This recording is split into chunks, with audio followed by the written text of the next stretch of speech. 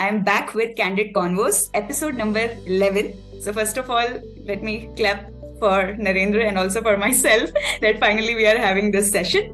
So, before we go ahead and I reveal the topic, let's go ahead and see who is Narendra and why is he here and what are we going to talk about. Everything Narendra is going to tell us. So, over to you. Thank you, Kavita, for hosting me. So, my name is Narendra, and I'm a software engineer based out in Bangalore. Recently, the reason why I am on this podcast is because I recently went on a trip to Europe all by myself, everything planned from A to Z by myself. And I would say that was like an amazing experience. So I just wanted to share with the audience of Kavita and also promote solo traveling to different countries, right? So here I am. Back to you, Kavita.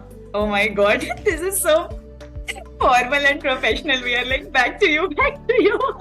It's weird. Okay, so wonderful. So as you said, today it's all about solo trip, and prominently we are going to focus on your solo trip to Europe. And let's see what exciting things you found there and what were the weird or embarrassing moments for you there. Let's quickly start our discussion. And first thing which comes to my mind when I think of solo travel, first is money. Second is, of course, there is some sense of, I don't know what to call it, like security, safety, or I don't know.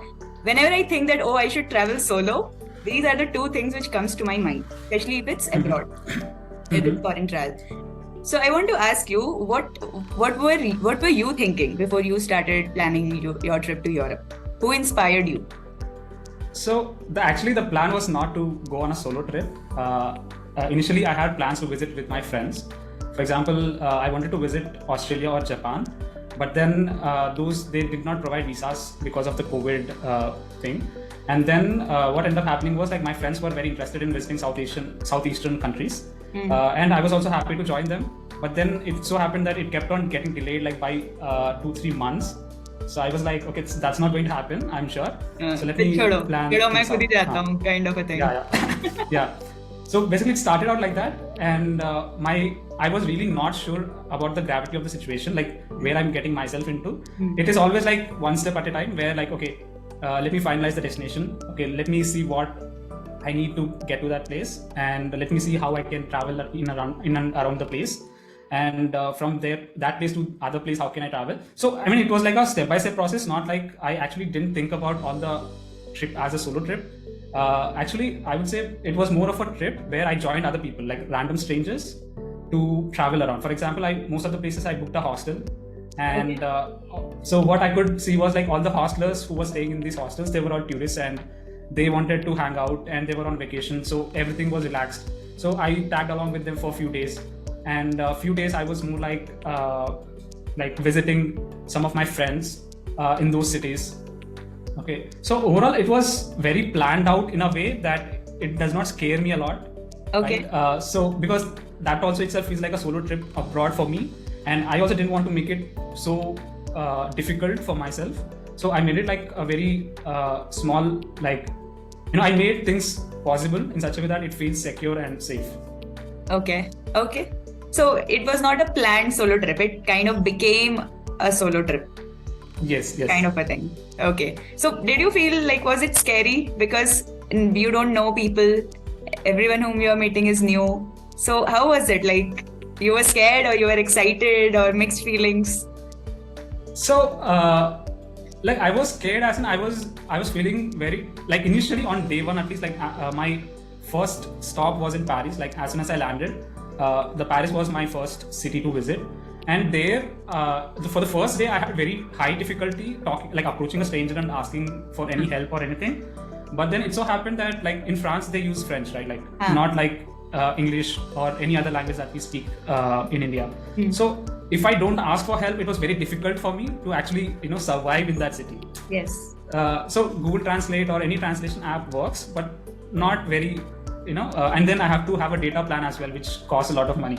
So overall, I was actually thinking, that's the only way forward. Like I have to keep approaching strangers to get help, and I think that somehow became very common with hostlers as well. For example, I saw a friend who was he was also coming from a different place, where he could not speak French, and he could speak English. So we connected very well in the hostel because that was like very easy. Like we are in a foreign land where on a solo trip together, right? And so we just had conversation and we had to have food. So we visited some food and I took his recommendations on which places to visit. So basically it's like a cycle where one tourist helps you out and then other stranger helps you out. So we just have to be like open to it and not to feel very uncomfortable about it. And even if you are uncomfortable, I think 1 or 2 days down the line, you would just get habituated to it. Yeah, correct. I think it also stems from this thing of when it becomes like emergency, right? So if you're going somewhere and you don't know their language, what is the only option you have? You will definitely will come up with something you will ask from someone else. So it's like, I don't think then this fear, it remains an important point after, because it's a question of survival. And then other things, they disappear. So yeah, that's there. Yeah. Nice. So which all cities or countries you covered? So I would say countries, I didn't cover a lot of countries, but more like a specific parts of country. So first, I visited 5 cities overall. Okay. First one is Paris, and the second one is Bruges. So it's a small village countryside place in Belgium. So it is quite famous for like historic buildings and roads. So that is one place which my friend recommended. So I thought I'll just make it in my list. And third place is Amsterdam. Okay. And fourth is Essen. So Essen is a very small city in Germany. Like generally people do not visit this place. But then I had a friend of mine, so I thought I'll just make a plan and stay at his place for a couple of days for free. Okay. So I just planned it to it. And the fifth place is Berlin. Berlin. Okay. Yeah. Okay. So total 5 cities, out of which in one city you had free. Yeah. So in 2 cities I had free accommodation. Like Amsterdam also I had a friend. Okay. So it was not like, I really didn't think they were, like I know there are friends in Amsterdam, but I didn't know that I could get accommodation because Amsterdam is like a city and most of like even residents, they tend to stay in a small place, right? But then one of my friend, he at the end, like when I told him that I'm planning to go Amsterdam, he was like very helpful and he was like, okay, you should come to my place, like you should see around, I'll take you around and all. So he really helped me out there. So basically I stayed at 2 places with my friends. Okay. And at 3 places I stayed in hostel. Okay. So how many days this entire trip was? For how many days? So it was like around 15 days. Okay. Like if you take flight days, like you can negate maybe 2 days. Overall it was like 14 days average. Okay. So can you tell me how, like from where did you boarded your flight and how did you navigate it through cities? What was the plan? Yeah. So first my booking flight booking was from Bangalore. So Bangalore to Paris. So Paris is my entry country. Okay. And then from Paris, I went to Bruges. Bruges is in Belgium. And then from there to Amsterdam. And then to Essen. This is 2 flights? No. Okay. So internal transportation, like from Paris to Bruges or Bruges to Amsterdam. Or Amsterdam to Essen. So in all these places, I took a bus. So they have a service called Flixbus, which is I think like a private operator, which we have in India. Right? So, but I think it's like a consistent private operator, which is like quite famous. Okay. So I made use of that bus service to travel till Essen. Okay. And once I reached Essen, I took a train from Essen to Berlin. Okay. And then finally from Berlin to Bangalore. Yeah, from Berlin to Hyderabad. So I had a cheaper flight to Hyderabad, so I took that one. Very good. Okay. So as we say, right, like money comes in. Yeah, money comes into picture. So if I ask you, if you can pick top 5 most exciting things that you did in this trip, what will you pick? So I would say, okay, so that is a very tough question because I'll have to now prioritize all of things. Okay, let's start it through various cities you visited. Okay. So let's pick one from each of the city you visited. Okay. So in Paris, like obviously like Eiffel Tower, when you see it in the night, it's like really stands out very good. Okay. And but like, did you feel a lot of love there? Did you feel? Okay, so like to give an example of how I felt, like my impression of Paris was that love is in the air. Okay. Now, how I say that is because there's a lot of public display of affection. Okay. Okay. So, Okay. it so happens that in India we do not encourage it, or like I don't think many countries also encourage it. Okay. But in Paris, it's as if people encourage PDA. Okay. Okay. It's like, so when you have this encouragement, people tend to do that, show public like affection publicly. Did someone showed PDA? Did someone showed PDA to you also? No. I wish or there was you, someone to the or side. you did to someone else. So that's not how it was. What? We are all spoiled by Hollywood movies, but that's not how it works. Okay. Okay. So what So, all did you see in your PDA wala thing? Something that you saw, So, you were not like, oh PDA. damn. So when I say PDA, it's not like anything out of the ordinary. So it's more like people cuddling or like openly kissing each other, which I think is not something that you can easily notice in other cities. Okay, so that was something quite natural in Paris. Okay. Okay. And I remember this scene. I'm not sure of the movie, what they call it in Hindi. So this is by a director Shankar, and Sonali Bindra is the actress. I don't know the hero's character name. So in that, in a song, both the hero and heroine, like they lie down on the garden, like reading a book and listening to earphone, like listening to music, one earphone at a time. Like, okay, so you have like a places where there are like quite romantic things in Paris. Okay, so here they're not even touching each other or anything like that, but it's so romantic. So that's what Paris felt like to me. Like it's quite romantic city to be in. Okay. But it's also, when I went there, it was like quite hot. Like they had something called heat wave going on. Oh, okay.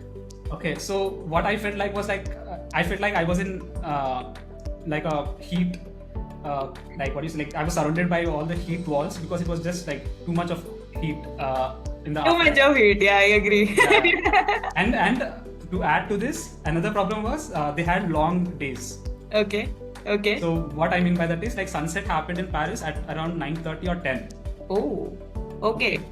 So because of that, I had to wait till like 9:30, 10 to just to see the lights lit up on the Eiffel Tower. Okay. And as I was strolling around in Paris, what ended up happening was like I forgot to track the time. By the time like I realized it is getting late, it was already like 11:30, 12.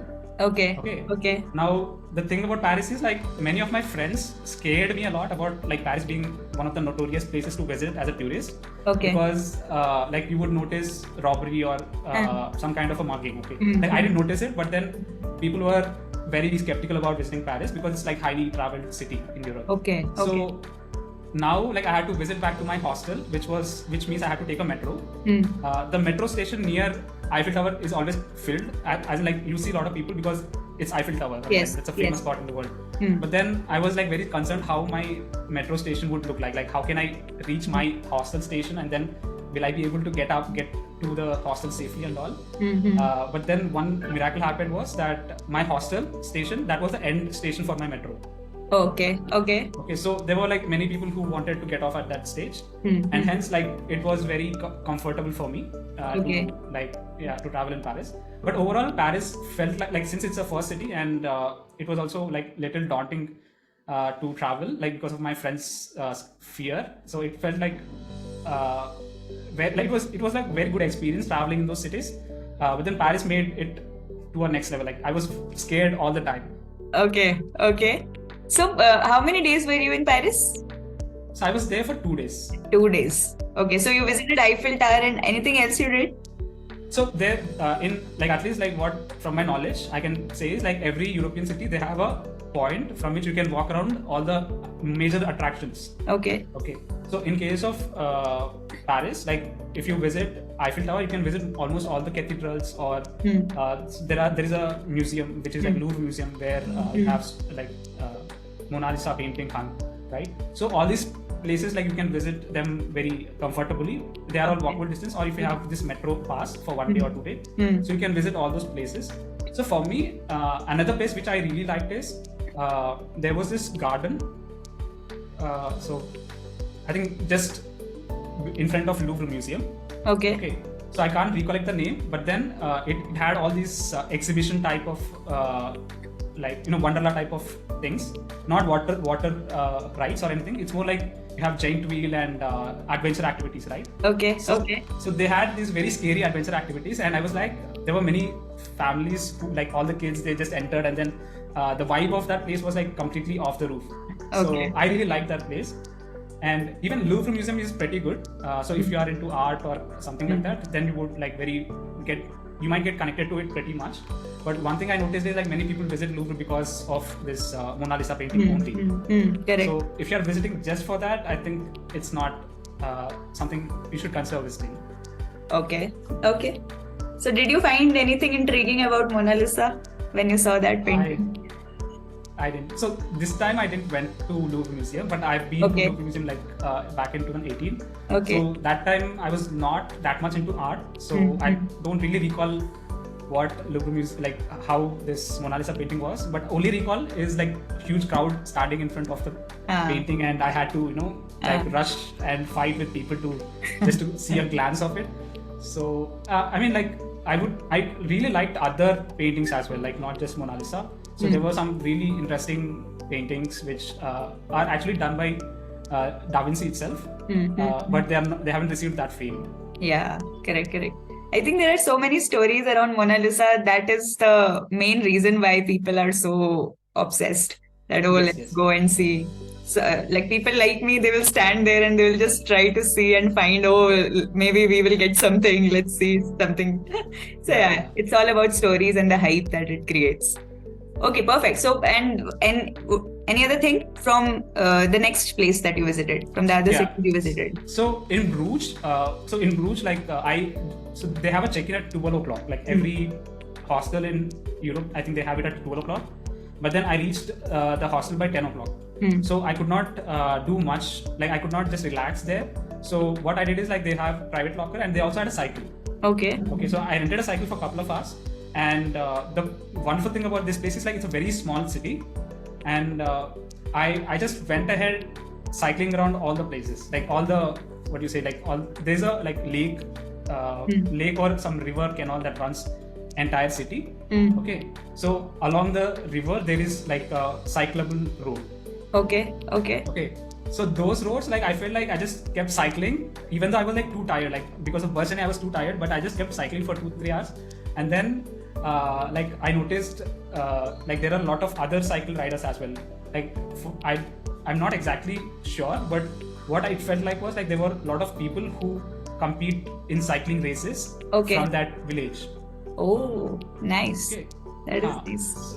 So like I got to cycle along with them. Obviously they were like far ahead of me, but then it was very, very much fun because that also is the first city where I saw a river or the cruise ships and all like going in a city itself.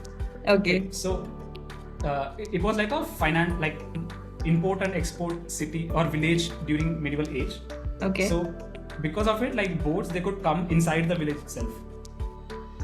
Okay. So the village has been modeled in such a way that you could have like a medium-sized boat come to the village. So because of that, like when we were cycling, the boats were also moving along the same direction. So it was all fun. And another thing was like this was the second hostel where I stayed. In Paris, I stayed in hostel, but I could only make like connections with the other hostlers at the end of my trip. Like on the second day, I like went out with a couple of other people for dinner. But then in the early morning, I had to catch my bus. Okay. So that was like we could not really interact a lot with them. But then in Bruges, I entered my hostel room, and there was another person who joined like just for that day, and there was a person who who was there for a party, and he was also free to explore the village. So where were they from? So the guy who was part of the party and was relaxing, he's from I think Mexico.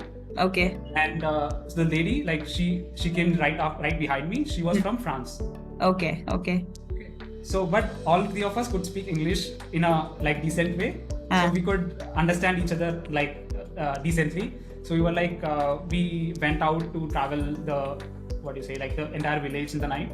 Okay. And so I think we stayed in the streets of this place itself till 2 o'clock, and we noticed the climate getting like slowly colder, and it became like a wonderful climate at 2 o'clock. And then we thought we might have lost track of the location of our hostel. But then somehow we managed with our batteries. Like our batteries were almost dead on the phone. So that Okay. was also a small challenge where we had to, take help from each other and then like reach the place Okay. with Okay. the phone. So any weird thing you came across in your trip?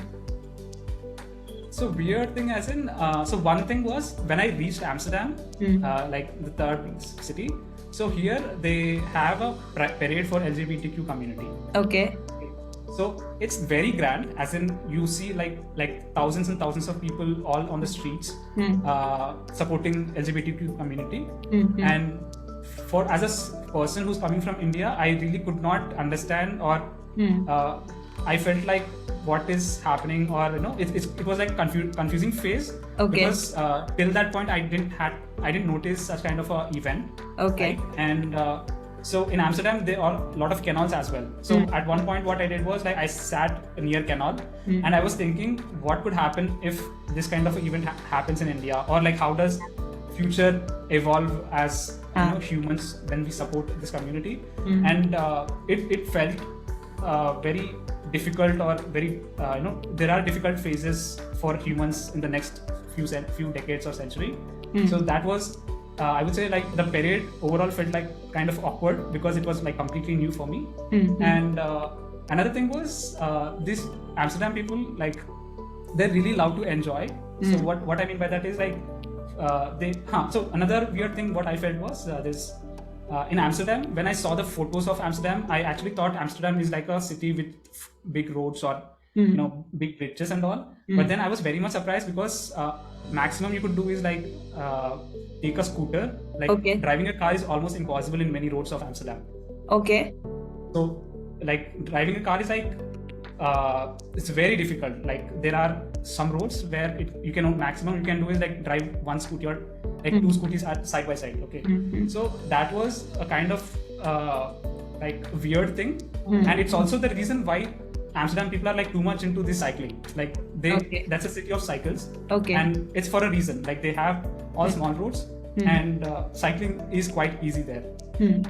So, like whenever, even when I used to watch some shows and also Amsterdam is kind of a city which it gets mentioned that, let's go to Amsterdam and all. So why do you think that is the case with Amsterdam? What is so special about this place?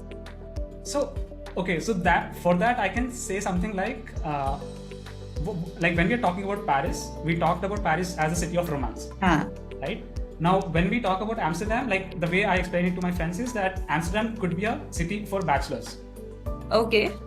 So people who just want to just come and like have fun or like enjoy the place and like you can like so first thing is like there are cafes. Okay. So in cafes, we don't see a place where there is a weed that is like officially available, right? In Amsterdam, you have all these officially available. Okay. And the second thing is, I felt like Amsterdam people, they're really loud to enjoy. As I said, right? Like, for example, I noticed a cycler, like person who's cycling. He had a big speaker of this size. Okay. Big speaker. Like, I always used to think, why would they sell such a big Bluetooth speakers? Okay, and this guy was like, he had it as a bag. Okay. And he was playing those music while cycling. Oh, okay. My God. Nice. So that is one thing. Another thing is like there are boats, like in the canals. So even people who own boats also, they have like these huge big speakers, and like whenever they are passing by on the canal and you are side by, like you would clearly hear what they are listening to. Okay, so I think it's like Goa. I can. Yeah. So it is like Goa, and also there is this red light street as well. Like in Amsterdam, like I think it's official to like they have permission for prostitution as well. But then like it is like tightly controlled. So people visit it just to see like how those are. Okay. For example, like many of my friends like in India, they recommend that you should just go straight off and see how it is. Like not like commit a sin or anything like that. Just to experience like how other cities are tackling some problems. Okay. Right? Okay. And so that also is something which brings a lot of people to Amsterdam. Oh, okay. So I understood the reason now actually. So it's weed. So you have weed. It's weed, it's sex, and what was the third thing? Music and dance. But I think weed is the topmost thing because they could do it like very easily. Correct. Okay, so you get it in any cafe. So my friend was saying like, don't visit a cafe. Like if you want coffee, don't visit a cafe. Like visit some coffee house or like coffee shop, but don't visit cafe. And I was like, why are you telling me that? And that's when he's like, in cafe, wherever you say cafe, everything is full of weed. Like you have a chocolate weed, you have like smoking weed and whatever, right? Okay. So that is the major problem, problem with visiting a cafe alone. Acha, okay. Now visiting coffee shop, so that's where you get a coffee. Like what he was recommending me is that like if you want coffee, don't visit cafe. I understood.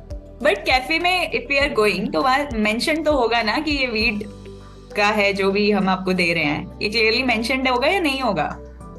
That I'm not sure because I didn't visit any of them. But what I could notice was like they have these what do you say, the stickers, right?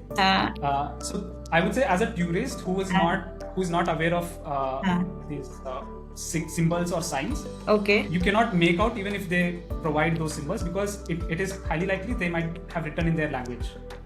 Okay, understood. So for example, like at many places they have a sticker of weed. Okay, like you have a circular sticker which has 3 leaves, I think, which almost symbolizes weed leaf. But then like as a tourist, it's difficult to. So there are symbols and signs, but then as I said, I could not actually identify that this symbol stands for availability of weed or something like that. Okay, understood.